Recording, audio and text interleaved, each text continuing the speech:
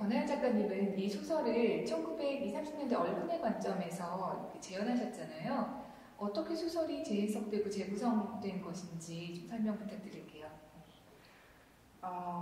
그때 당시에 검열이 굉장히 심했던 것으로 알고 있어요. 그래서 사실 지금 남겨져 있는 자료를 찾다 보면 일본 사회를 비판하는 글이나 만화들은 찾기가 어렵고 결국 남겨진 자료들은 한국 사회를 풍자하는 그런 만화들이 많았던 것 같아요. 그래서 그 남겨진 것과 남겨지지 않을 것, 또 지워진 자료들에 대해서 차감을 하고 작업을 이제 진행을 하고 있던 차에 구보 씨의 일기를 다시 읽으면서 구보 씨의 일기가 묘하게 교차되는 점을 발견하게 되었어요.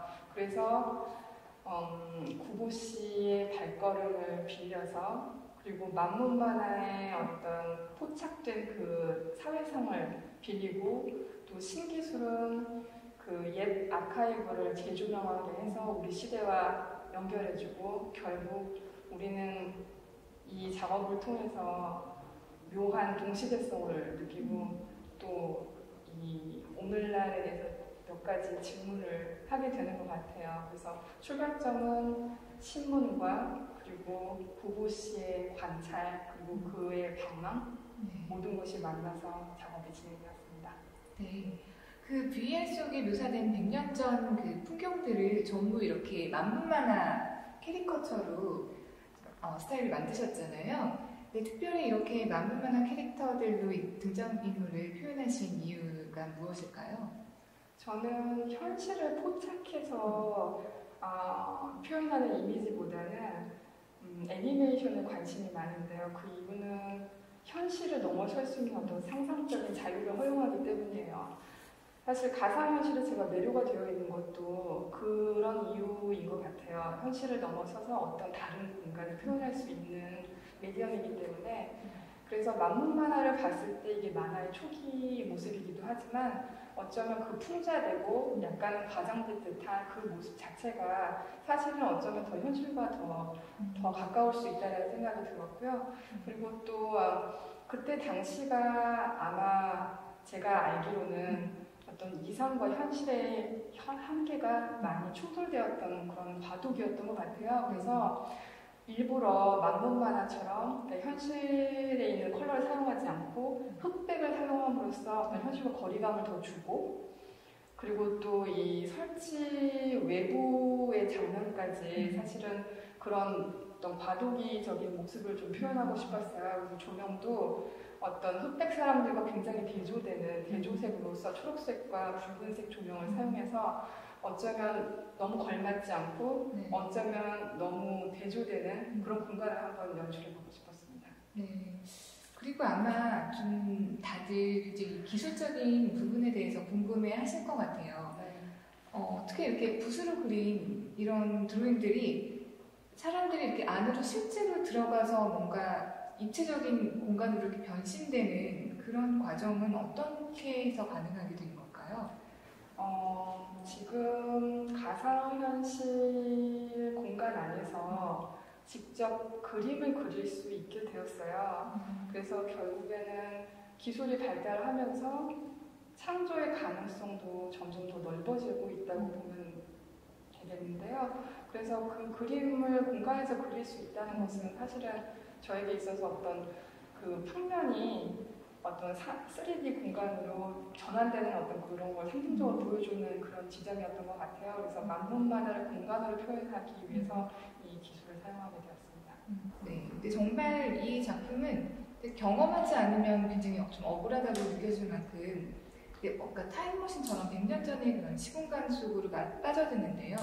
당시 이제 가난하고 구시대적이었을 그런 실제 경성의 모습 그 자체라고 이렇게 보여지기보다는 그때 사람들이 막 열망했던 뭔가 이런 유럽이나 서구의 도시 풍경과도 좀 얼핏 유사한 것 같기도 하거든요.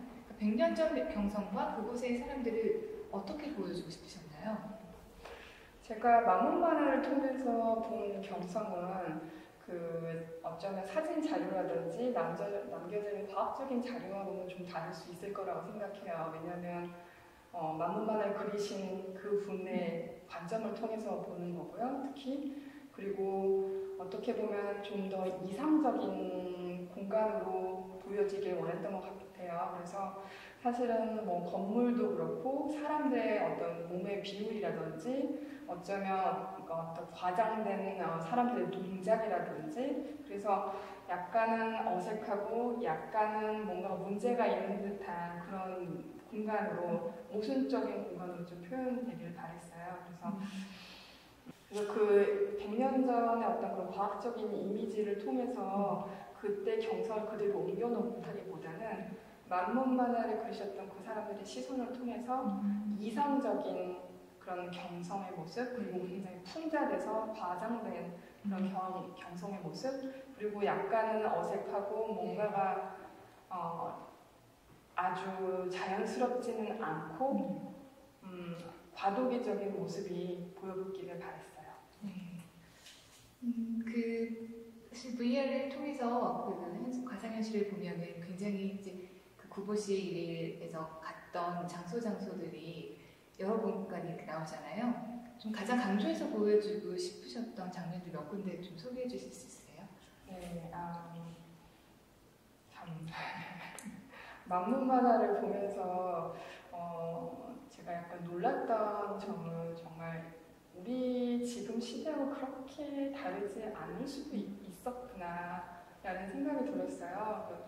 예를 들어서 전차 안에 들어가게 되면 보여주는 장면이 이제 여성 비판적인 그런 장면이 있어요.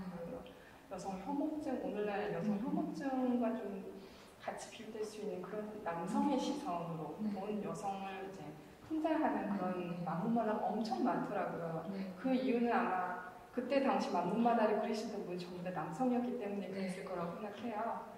그래서 거기에 대한 여성상, 남성 눈에 비치는 여성상 그리고 또 구보씨도 마찬가지로 거기에 포착을 해서 어떤 여성상에 대한 묘사를 해주시는 부분도 있고요. 또 다른 장면은 저한테 좀 인상이 깊었던 것은 그때 당시 검열이 굉장히 심했던 것으로 알고 있는데 1장기 말소 사건은 우리 입장에서 어떤 정보를 어떻게 지운 사건이잖아요. 그래서 우리 입장에서 지웠던 그런 상징적인 그런 사건도 같이 30년대에 섞어서 그 시대를 좀 보여주고 싶었어요. 어떻게 보면 지웠던 그 힘의 어떤 교류가 되었던 그런 시대였던 것 같고 그리고 또 맨 마지막에 구보씨가 오랜 방랑 끝에 비가 부슬부슬 오는데 결국에는 어떤 희망을 찾아서 그리고 글을 쓰겠다는 의지를 찾아서 다시 돌아가겠다는 그 마지막 장면에 주목을 좀 해주셨으면 좋겠습니다.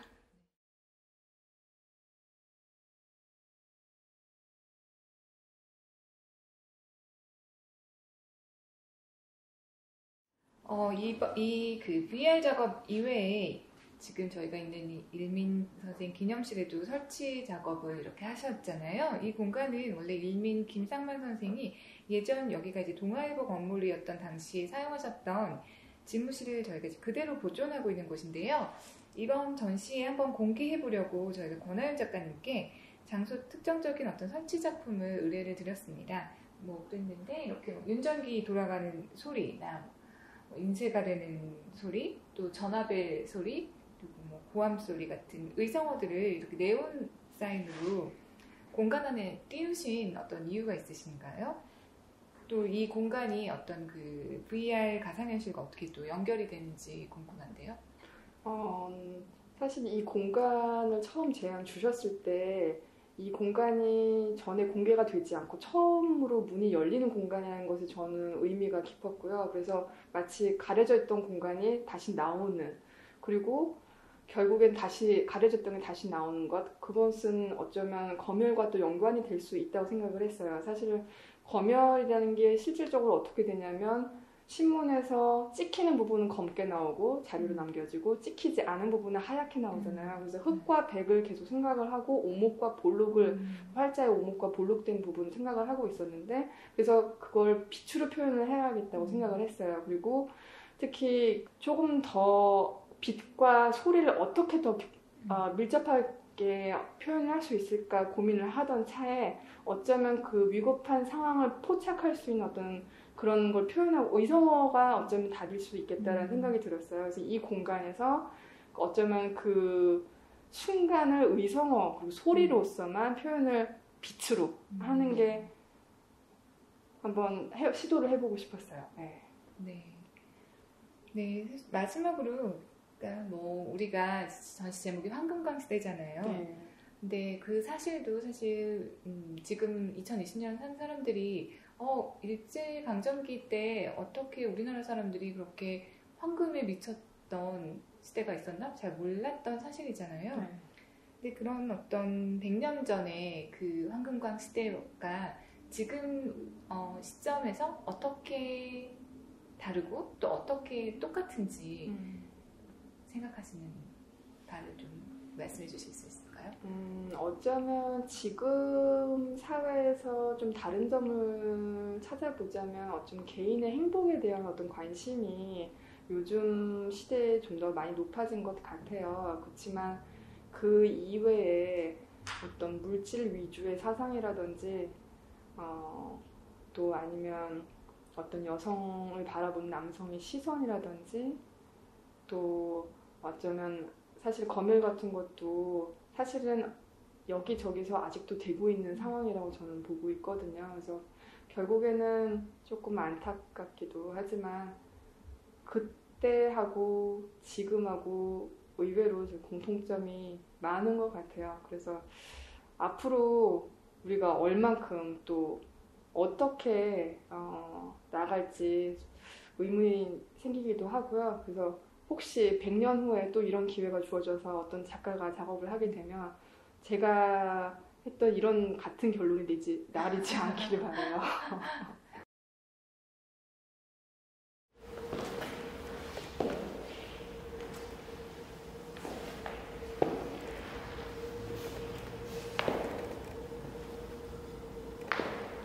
어디로 가는지 모르겠는데